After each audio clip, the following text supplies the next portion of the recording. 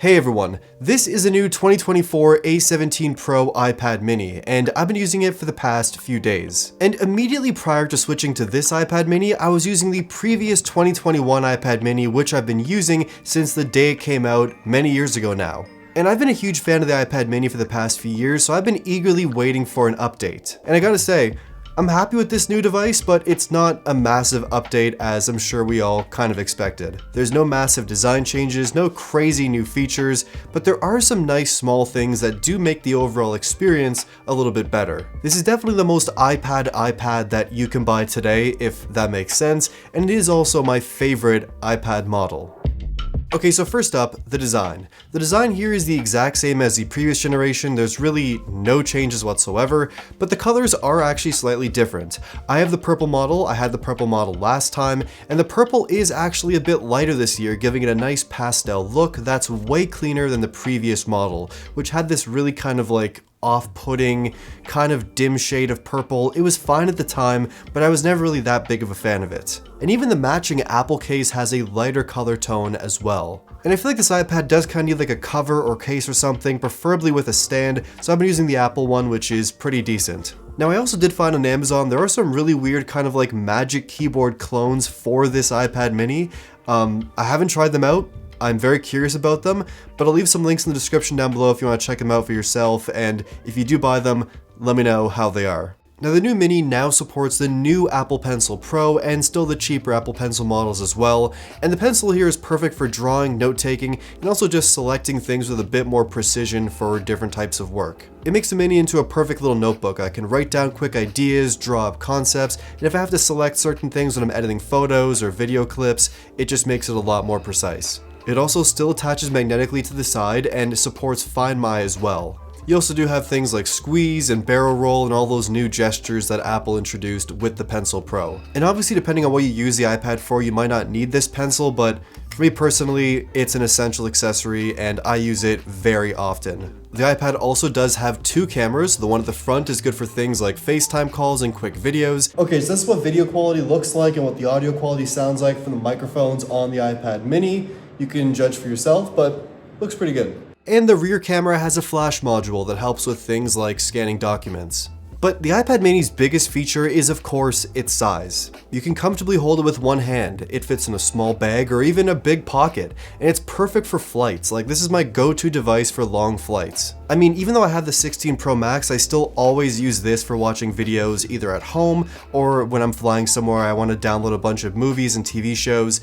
Download it all on here. This is a perfect video watching experience. There's really something special about being able to take this iPad with you everywhere. Whether you're a student, you're traveling, or working on a project on a set, having the functionality of an iPad but in such a compact form factor is pretty amazing. I also really do love the Touch ID power button. I think in some ways it's better than Face ID, so big fan of that. Okay, let's talk about the display here. The display is of course still 8.3 inches, it's an LCD display at 60 Hz, and Apple's also addressed that jelly scroll issue from the previous model by making it a lot less noticeable, and to be honest, it never really bothered me. It still doesn't bother me, so it's kind of a non-issue. The bezels here are still the same size, it's not 120 Hz, it's not OLED, but the display itself is still pretty good. I'd say out of everything on this device, the display is the weakest part, and even that is an overstatement. It's great for almost everything I use it for. For watching videos, daily usage, no problems there, and it's also perfect for the Apple Pencil. There's really no perceptible lag or delay when writing or drawing.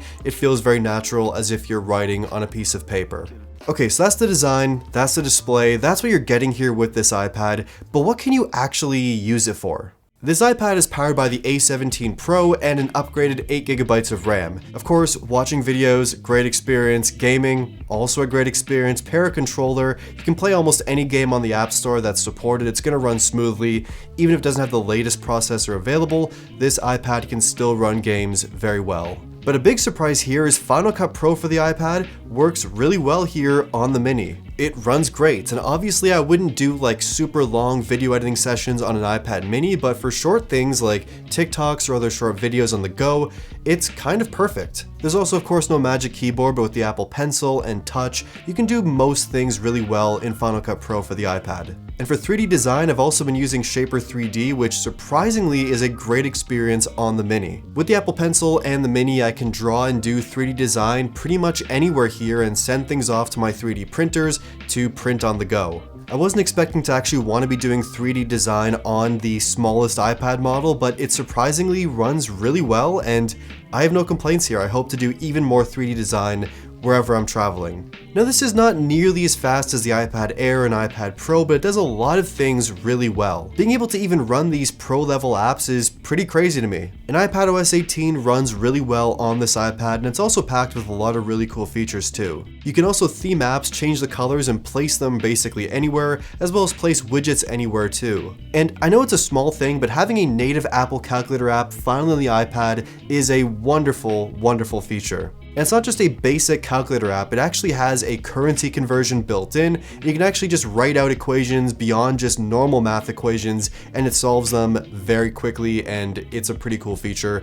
I wish I had this when I was still in elementary school.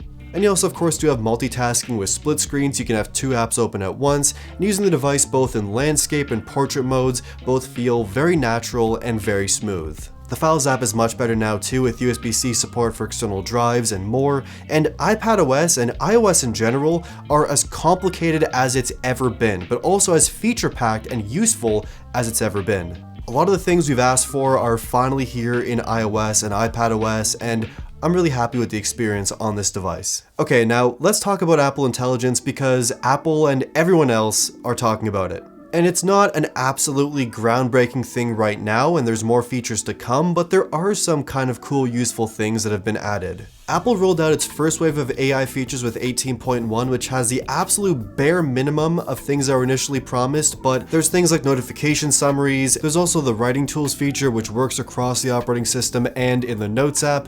It's pretty cool, but I always find it doesn't really get the tone that I'm looking for. You can also now really easily clean up photos using the cleanup feature in the Photos app, and it's good for small things like removing dust or debris or hiding a license plate. It's a small feature, but I like it. And I think as more things come out, it's going to get better and better, but right now, it's still really early. There isn't much of anything here. I just wish these features all came out when iOS 18 initially came out. Okay, now let's talk about battery life on the iPad mini, and I gotta say, so far, it's been pretty solid, but it also was pretty damn good on the previous iPad mini as well. Whether you're just scrolling around on social media, watching videos here and there casually throughout your day, this iPad is gonna last. For long flights, watching downloaded movies and shows, even on mid to full brightness, you're gonna be able to easily make it through almost all of your flight and still have battery to go. And of course, more demanding apps like Final Cut Pro and Shaper 3D will drain battery a lot faster, which I've definitely noticed, so you might have to just plug in while you're using your iPad. But at least with USB-C and this iPad's minimum 20-watt charging requirements, it's easy to top off this iPad with a small wall charger or most power banks that have that wattage. So yeah, I really have no complaints about battery life here with this iPad. I'm never really worried about it either. It often lasts me a full day of usage well into the next day, where I keep using it and charge it usually in the evening. Unless I'm watching videos all day or working on a 3D design at full brightness non-stop, yeah, it's gonna drain a lot faster doing those things, but in most days during my usage, it's really no problem at all.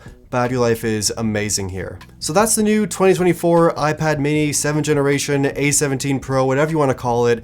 That's the new iPad mini. And this is really the most iPad because it takes the most core experiences of the iPad and just focuses on those things, doesn't try to do too much. It's a very simple experience, but it brings all the best parts of the iPad front and center. If you already have the 2021 redesigned iPad mini and mainly use it for casual things, you probably don't need to upgrade. It's kind of the same thing here. Unless you want a bit of a speed boost and Apple Intelligence, then yeah, you gotta buy this new iPad. But besides that, it's kind of the same as the previous device. It's not a major upgrade by any means. But if this is going to be your first iPad, it really is a great choice because it brings all of the best iPad experiences into a very portable, compact form factor. So you can see if you like it, then eventually decide if you want to upgrade to a bigger, more expensive, faster model. And personally, I love this device. I almost exclusively choose this over picking up my iPad Pro, which is often sitting right next to it.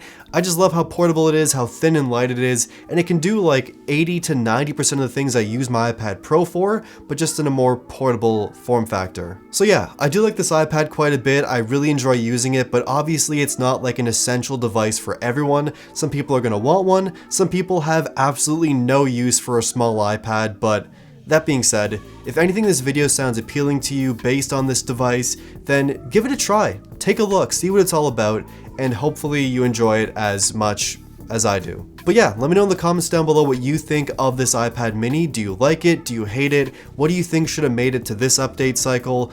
Let me know in the comments. Like the video if you liked it, subscribe, and thank you for watching.